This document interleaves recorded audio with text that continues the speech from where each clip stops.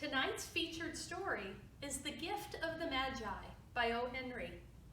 This story is about a young couple giving up things they truly love to give each other a wonderful Christmas, echoing stories from the Christmas story of the Three Wise Men. Tonight, this is read by the always silly, always entertaining, so delightful Nantz Family.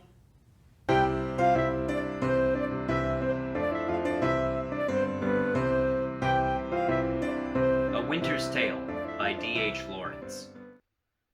Yesterday the fields were only gray with scattered snow, and now the longest grass leaves hardly emerge, yet her deep footsteps mark the snow and go on towards the pines at the hill's white verge.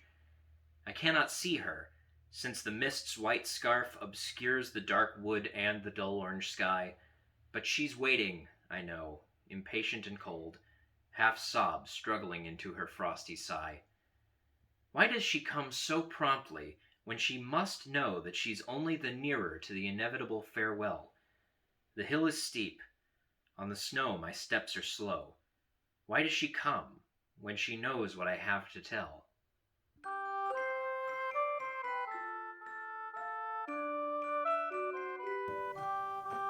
Hello.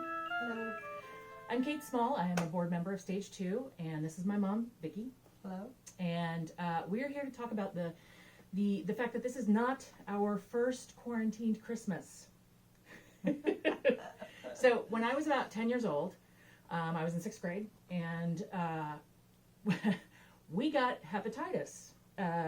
The kind that you catch from eating at a restaurant at the mall that later got closed down.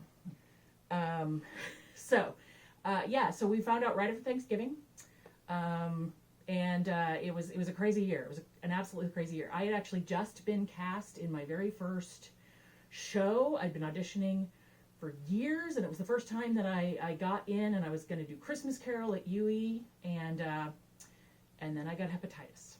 So that went away. And that was your first year back at school. Yes, I had quit my job, so I had no sick pay, no sick benefits, and was at school at Ivy Tech. So I had to take a leave from my job at Ivy Tech and school. Mm-hmm. Steve, Kate's dad, my husband, that some of you may know, got the shot. He didn't get sick when we did. Right, we got it first. Yep. So he was in charge of buying all the Christmas gifts, going to the grocery, taking care of everything.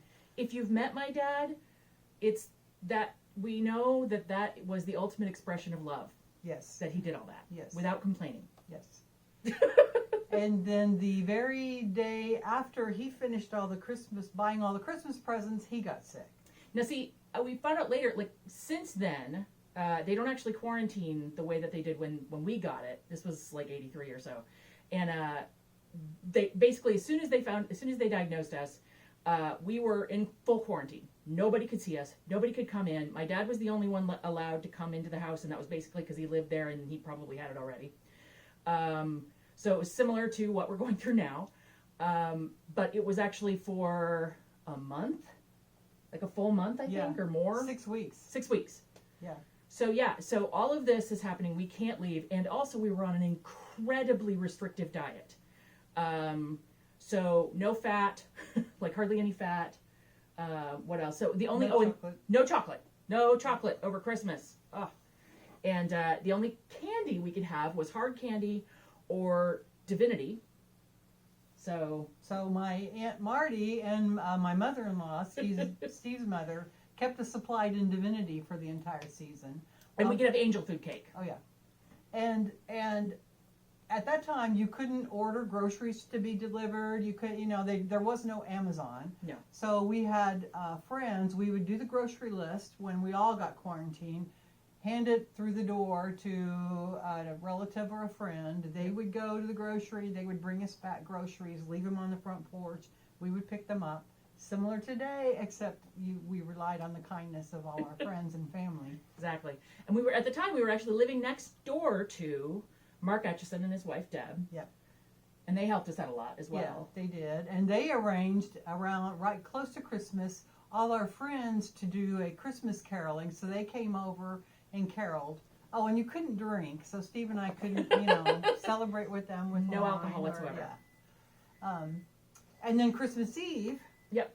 Usually, my families, actually both families at that time, huge number of Christmas gatherings. So Christmas Eve, we would have, we would set out all the presents that were supposed to go to whatever party. Somebody would call ahead, like my grandma would call ahead and say, I'm picking up for the Christmas Eve, and we'd have this garbage bag that we would put out on the porch full of all the presents to go to that party.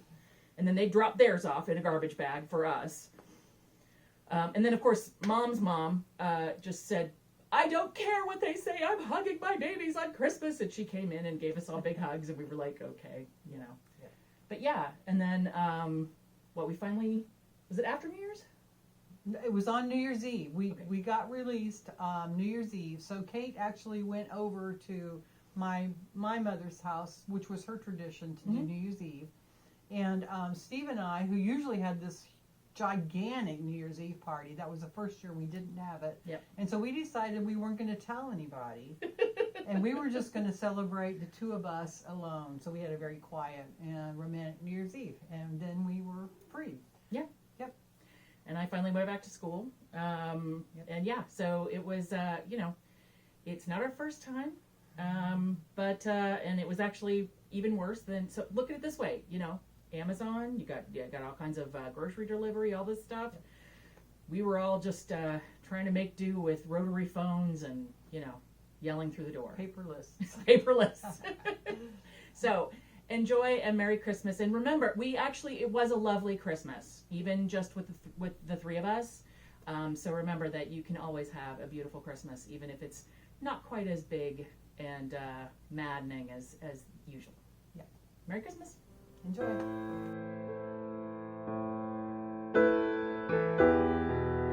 Hey everybody, Hey, Facebook. we're the Nantz Family. I'm We are. Megan. Sam. You got me Samuel, Sam, or Sammy. Jensen. Jensen. The Liam. most beautiful Christmas queen ever. Alex. Whatever. Alex. Today She's we like, no.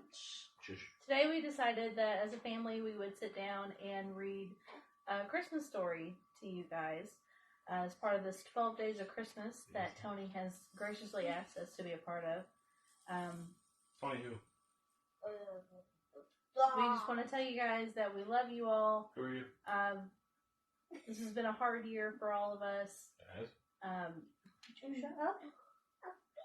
We can take you anywhere. There are children present. Watch your language.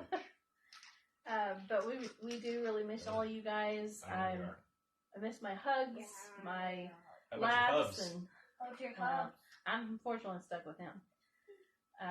But we hope you guys have a very Merry Christmas, and I hope Christmas? you guys enjoy the story. Alright. Good. Tiny Tugs is gonna crawl around and play. The gift of the Magi. $1.87.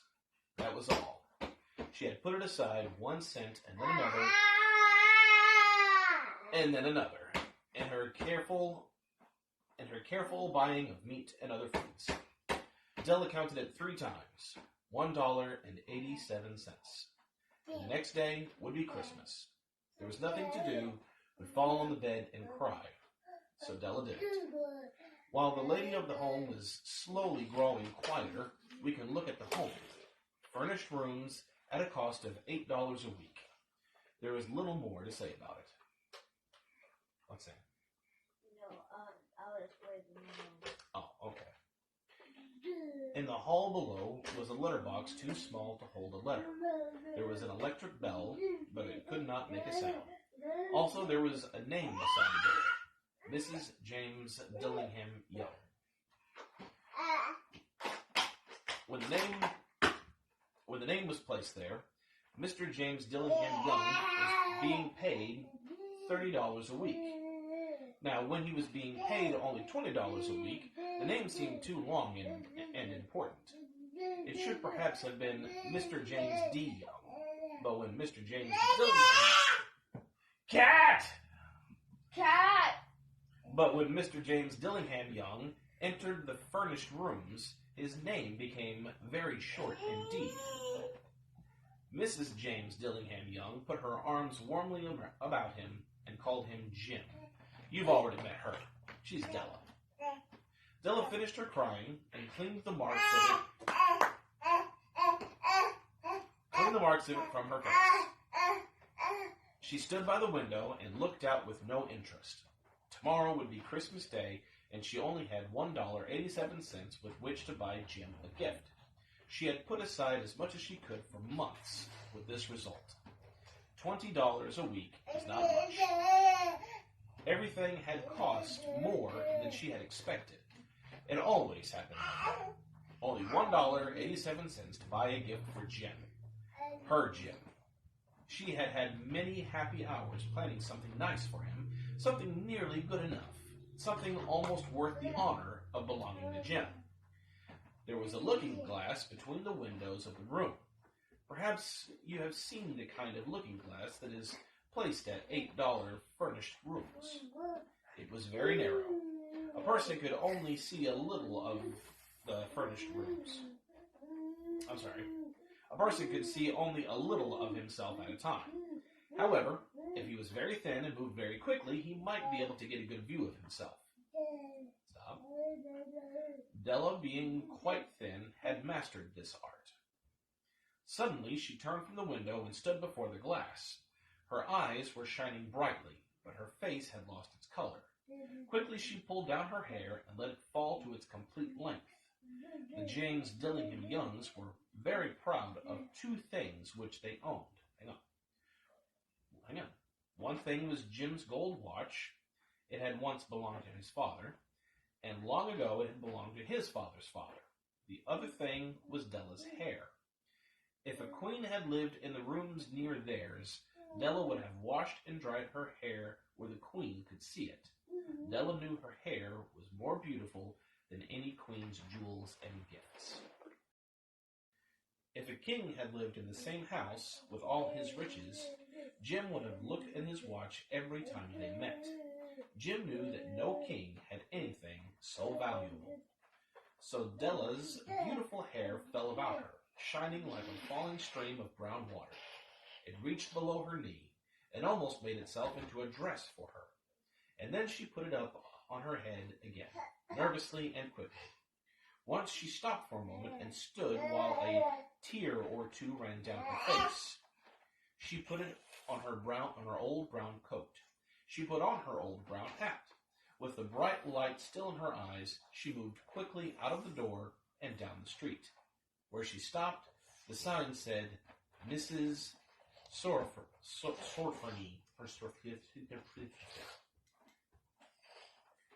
Hair articles of all kinds. Up to the second floor, Della ran and stopped to get her breath. Mrs. Sorferney, large, too white, cold eyes, looked at her. Will you buy my hair? Asked Della, quick. I buy hair, said Mrs. Sorferney. Take your hat off and let me look at it. Down fell the brown waterfall. $20, said Mrs. Sorferney, lifting the hair to feel its weight. Give it to me, quick, said Della. Oh, and the next 2 hours seemed to fly. She was going from one shop to another to find a gift for Jim. She found it at last. It surely had made for Jim and no one else. I know! There was no other like it in any of the shops, and she looked in every shop in the city. It was a gold watch, very simply made. Its value was in its rich and pure material. Because it was so plain and simple, you knew that it was very valuable. All good things are like this. It was good enough for the watch. As soon as she saw it, she knew that Jim must have it. It was like him. Quietness and value. Jim and the chain both had quietness and value. She paid $20 for it, and she hurried home with the chain and 87 cents. With the chain on the watch, Jim could look at his watch and learn the time anywhere he might be. Though the watch was so fine, it had never a fine chain. He sometimes took it out and looked at it, only when no one could see him do it. When Della arrived home, her mind quieted a little. She began to think more reasonably. She started to try to cover the sad marks of what she had done. Love and large-hearted giving, when added together, can leave deep marks. It is never easy to cover these marks, dear friends, never easy. Within 40 minutes, her head looked a little better. With her short hair, she looked wonderfully like a schoolboy. She stood at the looking-glass for a long time. Jim doesn't kill me, she said to herself. Before he looks at me a second time, he'll say I look like a girl who sings and dances for money. But what can I do? Oh, what could I do with $1.87? At 7, Jim's dinner was ready for him. Jim was never late. Della had the watch chain in her hand and sat near the door where he always entered. Then she heard his step in the hall, and her face lost color for a moment. She often said little prayers quietly about simple, everyday things, and now she said, "Please, God, make him think I'm still pretty." The door opened, and Jim stepped in. He looked very thin. He was not smiling. Poor fellow. He was only at 22, and with the family to take care of. He needed a new coat, and he had nothing to cover his cold hands. Jim stopped inside the door. He was quiet as a hunting dog. He was quiet as a hunting dog when it was near a bird. His eyes looked strangely at Della, and there was an expression in him that could not understand. It filled her with fear. It was not anger, not surprise, nor anything she had been ready for. He simply looked at her with a strange expression on his face. Della went to him. "Jim, dear," she cried, "don't look at me like that. I had my hair cut off and sold it. I couldn't live through Christmas without giving you a gift. My hair will grow again. You won't care, will you? My hair grows very fast. It's Christmas, Jim. Let's be happy. You don't know what a beautiful, nice gift I got for you." "You cut off your hair?" asked Jim slowly. He seemed to labor to understand what had happened. He seemed not to feel sure he knew. "Cut it off and sold it," said Della. "Don't you like me now?" "I'm me, Jim. I'm the same without my hair." Jim looked around the room. "You say your hair is gone," he said. You don't have to look for it," said Della. "It's sold, I tell you. Sold and gone, too. It's the night before Christmas, boy. Be good to me, because I sold it for you. Maybe the hairs on my head could be counted," she said, "but no one could ever count my love for you. Shall we eat dinner, Jim?" Jim put his arm around Della. "For 10 seconds, let us look in another direction. $8 a week, or $1 million a year. How different are they? Someone may give you an answer, but it will be wrong. The Magi brought valuable gifts, but that was not among them. My meaning will be explained soon." From inside the coat, Jim took something tied in paper. He threw it up on the table. "I want you to understand me, Del," he said. "Nothing like a haircut could make me love you any less. But if you'll open that, you may know what I felt when I came in." White fingers pulled off the paper, and then a cry of joy, and then a change to tears. For there lay the combs that Della had seen in a shop window and loved for a long time. Beautiful combs with jewels, perfect for her beautiful hair. She had known they cost too much for her to buy them. She had looked at them without the least hope of owning them, and now they were hers, but her hair was gone. But she held them to her heart, and at last was able to look up and say, "My hair grows so fast, Jim," as my son hits his head on the wall.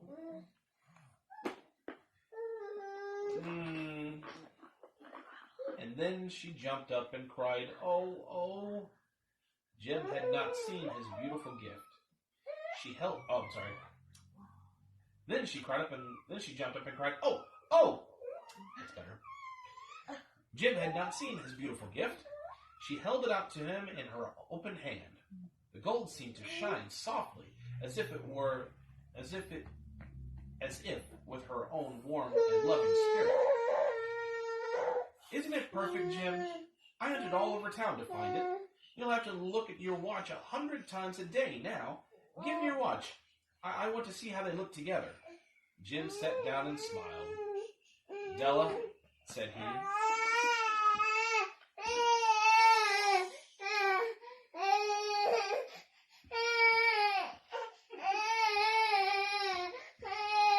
"it's a very sad story." Hey, stop! It's a very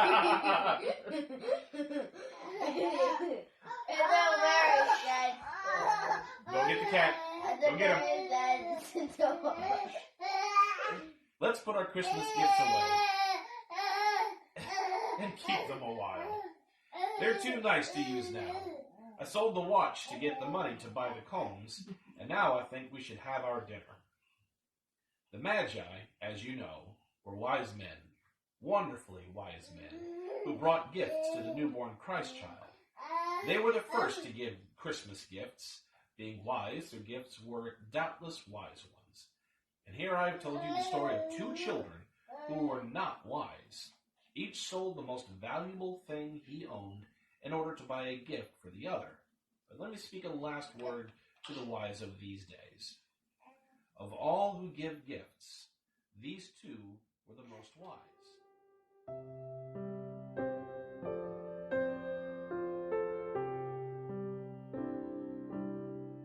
Winter by Louisa Alcott. The stormy winters come at last, with snow and rain and bitter blast. Ponds and brooks are frozen o'er, we cannot sail there anymore. The little birds are flown away to warmer climes than ours. They'll come no more till gentle May calls them back with flowers.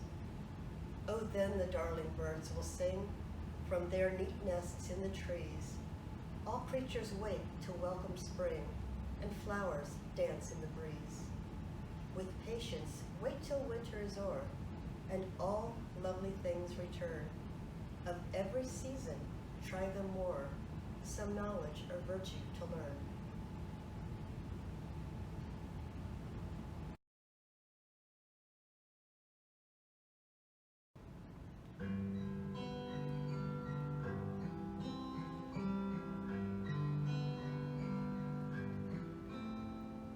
Sun